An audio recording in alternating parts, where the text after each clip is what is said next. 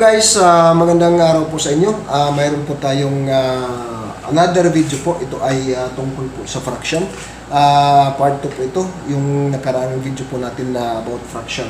So ngayon po ay yung pag-uusapan po natin ay fraction po ito na katulad dito sa example number 1 at sa example number 2 po natin.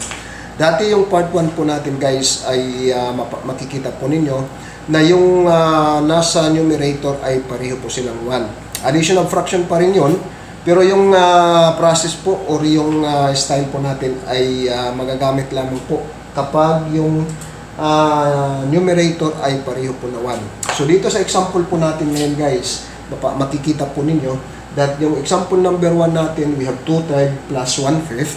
Magkaiba na yung numbers natin na ginamit. Number 2, mayroon tayong 3/4 plus 2/7. So ipapakita natin ngayon guys, paano po ito i-add ng mas madali guys. So if ganito po yung denominator ng fraction, applicable po yung style po nito. So una po ay gagamitan natin ng tinatawag na cross multiply. So i-multiply natin ito guys. I-multiply po natin ito ganito. 2 times 5 is 10. Ilalagay po natin yung sagot dito, 10. Dito yung sagot. Then, cross multiply din yung dito, na part.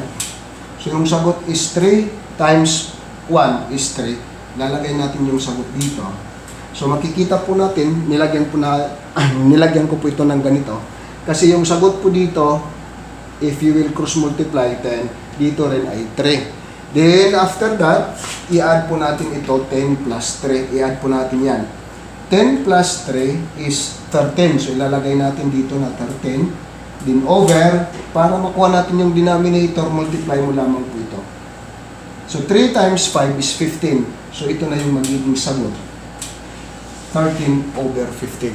So, makikita po natin that 2/3 plus 1/5 is equal to 13 over 15. So, ganito po yung ginawa po natin. Yung style na to guys, yung style na yan, tinatawag po itong butterfly method. So, butterfly method po ito. So, mapapansin po ninyo, makikita po ninyo para po itong hugis butterfly. So, ganito naman yung gagawin ninyo guys. So, kapag i-apply po natin yung style na yan dito sa example number 2, madali lamang po, mumultiply lamang po natin yung ito. 4 times 2 is 8, lagay po natin yung 8 dito. 7 times 3, multiply po natin ito. 7 times 3 is 21. 21. Tapos ipa-plus mo yung 21 and 8. 21 plus 8 is equal to 29. Then, multiply mo lamang yung denominator dito na dalawa. 4 at saka 7, ita-times mo lamang yan. That is equal to 28. So, yung magiging sagot ng 3/4 plus 2/7 is equal to 29 over 28. So, ganyan lamang kadali.